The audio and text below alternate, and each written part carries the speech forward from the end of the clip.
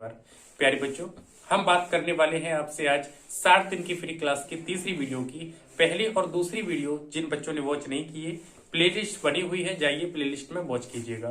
तो चलिएगा शुरुआत करते हैं। देखो बच्चों, पहला चैप्टर मैंने आपको कंप्लीट करा दिया है। उसके क्वेश्चन जो मोस्ट इंपोर्टेंट क्वेश्चन है उनकी अलग से वीडियो बनेगी, वीडियो आएगी, उसकी एक अलग से वीडियो बनेगी जिसको आपको वॉच कर लेना है। तो चलिएगा वीडियो स्टार्ट करते हैं। अब हम दूसरे चैप्टर की बात करने वाले हैं। दूसरा चैप्टर का जो नाम है वो है पूर्ण संख्याओं पर 4 आधारभूत संक्रियाएं। पूर्ण संख्याओं पर 4 आधारभूत संक्रियाएं। बच्चों देखो ध्यान से सुनो, इसमें जो हमें समझना है पूर्ण संख्या के बारे में, सबसे पहले मैं बता चुका हूं वैसे तो। पूर्ण संख्या, पूर्ण संख्या को हम कहते हैं होल नंबर, इंग्लिश में होल नंबर कहते हैं। और पूर्ण संख्या क्या होती है, यानी कि जो 0, 1, 2, 3, 4 यानी कि 0 से स्टार्ट होकर और इनफाइनाइट जाती हैं, यानी कि अनंत तक जाती हैं। अनंत मैंने बताया था, जिसकी कोई भी अगिनती नहीं है उसको अनंत बोलती हैं। तो यानी 0 से प्रारंभ होती है, इसको आप ध्यान में रखें। और अनंत तक जो जाती है उसको हम कहते हैं पूर्ण संख्याएं। ठीक है, पूर्ण संख्या होती है वो। संख्याएं लिख देता हूं मैं यहाँ पे। अब मेरी बात सुने आप, इसमें हम क्या चीज सीखने वाले हैं। इसमें आपको समझना है विभाज्यता का नियम। जिन बच्चों को विभाज्यता का नियम नहीं आता, मैं आप सभी बच्चों से कहूंगा प्यारे बच्चों, आप विभाज्यता का नियम पक्का कर लें, मजबूत कर लें, क्योंकि ये नियम आपको बहुत काम आने वाला है। सर कहाँ काम आएगा? देखिए, सबसे पहले बात तो ये है कि जैसे मान के चलो आपके सामने ये अंक है और मैं आपसे बोलूं इसको आप काटना है, यानी कि किससे विभाजित हो जाएगा। तो अगर आपको नियम आता होगा तो आप कर दोगे, वरना फंस जाओगे। तो ये चीज आपको बहुत ज्यादा जरूरी है। तो थोड़ा इनकी बात कर लेते हैं, उसके बाद में फिर क्वेश्चनों की बात करते हैं। तो थोड़ा इनको समझ लेते हैं, 1 मिनट ध्यान से सुनो। सबसे पहले हम बात करते हैं 2 की विभाज्यता का नियम। 2 की विभाज्यता, ठीक है, मैं जल्दी जल्दी बताऊंगा। मुझे आप सभी बच्चों पे भरोसा है, मुझे पता है आप में से काफी सारे बच्चों को ये सब आता है। लेकिन जिन भाइयों को, जिन बच्चों को, छोटे छोटे दुलारों को, राजगोपालों को, बाल गोपालों को जो ये नहीं आता हो, वो ध्यान से सुनो। ठीक है बच्चों, आप सभी बच्चे नवोदय में पास हो, यही कामना करते हैं। और तो मैं अब बताने वाला हूं 2 की विभाज्यता का नियम। तो देखो 2 की विभाज्यता का नियम क्या है, ध्यान से सुनो। 2 की विभाज्यता का नियम, 2 की विभाज्यता का नियम क्या है थोड़ा समझें। जिस संख्या में 2 से भाग देने पर, जिस संख्या में 2 से भाग देने पर अगर उसमें शेषफल नहीं बचे, पूरा पूरा भाग चला जाए, वो संख्या 2 से विभाजित है। ये तो हमें पता है, ये तो होता है सम संख्या। लेकिन 2 से, तो 2 की विभाजित का नियम क्या है, ध्यान से सुने। देखो, जिस संख्या के पीछे का अंक 0, 2, 4, 6, 8 अगर इनमें से कोई होता है, 0, 2, 4, 6, 8 अगर इनमें से कोई अंक होता है विभाज्यता का, 2 की विभाज्यता के बारे में पढ़ रहे हैं। अगर पीछे किसी संख्या में अगर इनमें से कोई अंक आ जाता है तो तुम समझ लेना वो हमारी संख्या 2 से विभाजित है, यानी कि उसमें 2 से भाग चला जाएगा। आया समझ में? जैसे मान के चलो हमने लिखा 86432, यानी कि 86,432, 86,432। अब यहां पीछे से आप समझें तो पीछे है यहाँ पर क्या है, 2 है। और मैंने आपसे कहा कि अगर 0, 2, 4, 6 अगर 8 इनमें से अगर कोई अंक पीछे आता है तो वो हमारी पूरी संख्या क्या होगी, सम संख्या होगी। क्या आपको समझ में आया? यहां पर पीछे 2 का अंक आ गया, इसलिए ये जो संख्या है ये हमारी सम संख्या है। अच्छा सर एक बात और बताओ, 1 सेकंड थोड़ा। अच्छा सर एक बात और बताओ। हाँ जी पूछो। आप कह रहे हो कि ऐसे हमने लिखा 8,643 है ना, जैसे 8,643 लिखा, तो आप ये कह रहे हो कि यानी पीछे का अंक अगर 0, 2, 4, 6, 8, मैं ऊपर लिख देता हूं 0, 2, 4, 6, 8 अगर इनमें से अंक में से पीछे से ही अगर कोई आता है, इन अंकों में अगर पीछे किसी संख्या में अगर इन अंकों में से कोई अंक आता है तो वो सम संख्या है। हाँ जी बिल्कुल सम संख्या है। अगर इनमें से नहीं आई तो वो सम संख्या नहीं है। समझ में आ गया? तो वो सम संख्या नहीं है। तो अब देखना, ये पीछे 3 आया है, इसमें 3 है क्या? इसमें 3 नहीं है, तो इसका मतलब ये हमारी 2 से विभाजित नहीं होगी, ये विषम संख्या हो गई और ये हमारी 2 से विभाजित नहीं होगी। ये चीज ध्यान रखें आप। समझ में आया? ये विभाजित नहीं होगी। सम विषम, विषम विभाजित नहीं होती है, सम विभाजित हो जाती है। ठीक है, ये विभाजित नहीं होगी। क्या आपको इतना समझ में आया बच्चों? अगर इस जगह मैं लिखूं 96 तो पीछे 6 आ गया तो ये विभाजित हो जाएगी। और मैं सही का चिन्ह इसलिए लगा रहा हूं, ये अगर हो रही है विभाजित तो सही है, अगर नहीं हो रही तो गलत है। ठीक है, ध्यान रखना। तो ये चीज आपको समझ में आ गई।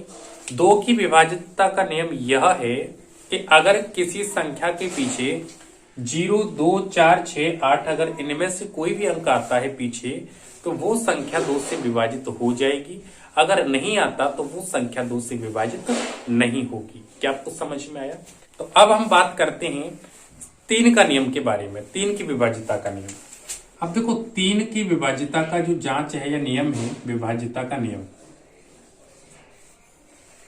3 की विभाजितता क्या है बच्चों? देखो 3 की विभाजितता की अगर मैं बात कहूं आपसे, तो 3 की विभाजितता सिंपल सा है कि सबको जोड़ो और 3 से भाग दो। मैं क्या बोल रहा हूं? सबको जोड़ो, सबको जोड़ो और 3 से भाग दो, 3 से भाग दो। सर कैसे? समझ में नहीं आया थोड़ा। देखो ध्यान से सुनो। जैसे हमने कहा 6, 4, 3 यानी 643। ये जो है ये संख्या 3 से विभाजित है या नहीं? 3 से विभाजितता का मतलब, 3 से विभाजितता का मतलब इस संख्या में 3 से भाग चला जाएगा या नहीं जाएगा? तो आपको क्या करना है? सबको जोड़ो, 3 से भाग दो। जैसे सबको जोड़ो तो सबको जोड़ेंगे तो कुछ 6 + 4 + 3 है ना, और बट्टे किससे भाग देना है? 3 से भाग देना है। तो 6 और 4 10 और 3 13 बट्टे 3, 3 से भाग जा रहा है। इसमें कोई शेष फल नहीं बचना चाहिए। ये कहना चाह रहा है कि सबको जोड़ो, 3 से भाग दो, पर ध्यान रखिए पूरा पूरा भाग जाए। अगर शेष फल बच रहा है तो इसका मतलब वो संख्या 3 से विभाजित नहीं है, और शेष फल नहीं बच रहा है तो वो 3 से विभाजित है। तो ये संख्या में शेष फल बच रहा है तो ये 3 से विभाजित नहीं है। क्या आपको समझ में आया? क्या आपको समझ में आया? अगर आपको समझ में आया तो यस सर लिखें कमेंट बॉक्स में। आपको अगर समझ में आता जा रहा है तो यस सर लिखते चले आप। हाँ जी, अगर आपको समझ में आता जा रहा है कमेंट में यस सर जरूर लिखें।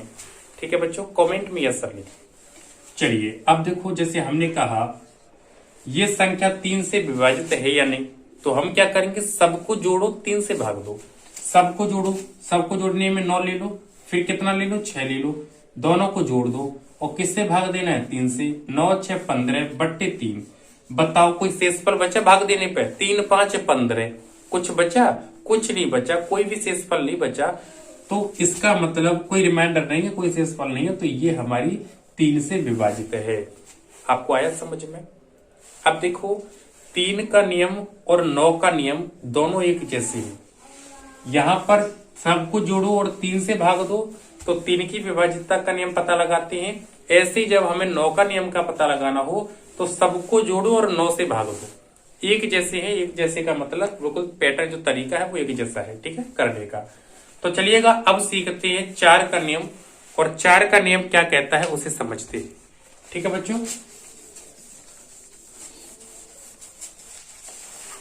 देखो 4 का नियम क्या कहता है, 4 के नियम के बारे में समझते हैं। 4 का नियम यानी कि विभाजितता का नियम है, ध्यान रखें। ठीक है, 4 का नियम कहता है कि पीछे से 2 अंक लो और 4 से भाग दो। पीछे से अंक लो, पीछे से अंक लो, मैं थोड़ा जल्दी लिख देता हूं। पीछे से अंक लेने हैं और 4 से भाग देना है। जैसे हमने कहा 84। अब हम आपसे पूछना चाहते हैं कि ये 4 से विभाजित है कि नहीं। तो विभाजित है या नहीं, इसका मतलब समझे, इस संख्या में 4 से पूरा पूरा भाग जाएगा या फिर नहीं जाएगा। तो आपको क्या करना है, ये 300 थोड़ा बड़ा कर लो इसको, है ना, ऐसे कर लेते हैं। अब 2384 हो गया। तो आपको क्या करना है, पीछे से 2 अंक लेने हैं। 2 अंक हमने 84 ले लिया, तो 84 लिखो। अब इसमें 4 से भाग दो। क्या दो? 4 से भाग दो। आप 84 लिख के ऐसे भी भाग दे सकते हो। 4 से ऐसे भी दे सकते हो, ठीक है, ध्यान रखना। तो 4 दूनी 8 और 4 एकम 4, भाग पूरा पूरा गया, कोई शेषफल बचा इसमें नहीं बचा ना, तो इसका मतलब ये संख्या हमारी 4 से विभाजित है। क्या आपको समझ में आया? अगर आपको समझ में आता जा रहा है तो वीडियो को लाइक करते चलें, और चैनल पर अगर नए हो तो समझते हो, जुड़ते जाए सही बच्चे। अब पीछे का अंक आपको लेना है, पीछे के 2 अंक लेने हैं, पर ध्यान दें पीछे से 2 अंक लेने हैं, ठीक है, ये चीज ध्यान रखें। और 4 का नियम क्या कहता है कि पीछे से 2 अंक लो। 4 का नियम कहता है पीछे से 2 अंक लो और किससे भाग दो? 4 से भाग दो, ठीक है। इसके साथ साथ अब हम बात करते हैं 5 के नियम की।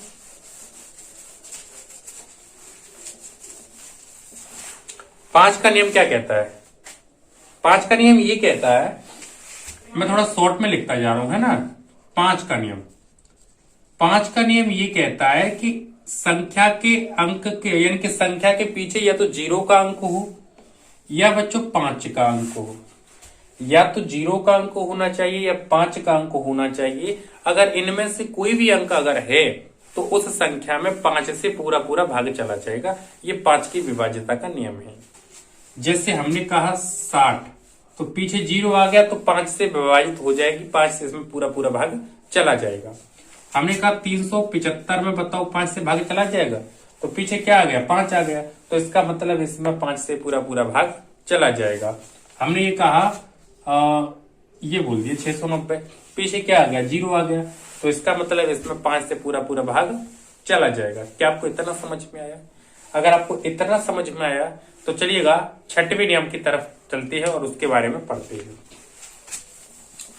देखो बच्चों, 6वां नियम क्या है? 6 का नियम क्या है? 6 का जो 6 का नियम है वो क्या है कि जिस संख्या में 2 का और 3 का नियम काम कर जाए, जिस संख्या में 2 का और 3 का नियम काम कर जाए उस संख्या में 6 का नियम काम करता है। यानी कि जिसमें 2 का और 3 का नियम काम कर जाए उस संख्या में 6 से भी भाग चला जाता है। जैसे यहां पर हम कहें 6 और 3 63, यहां क्या कहते हैं? 63 के बारे में पढ़ते हैं, 63। तो सबसे पहले इसमें 2 का नियम देखो, तो 2 का नियम कहता है कि पीछे 0 2 4 6 8 ये अंक आने चाहिए, लेकिन यहां पे तो वही 3 आ गया, तो 2 का नियम काम किया? नहीं किया, तो इसका मतलब इसमें 6 का नियम भी काम नहीं करेगा। आपको समझ में आया?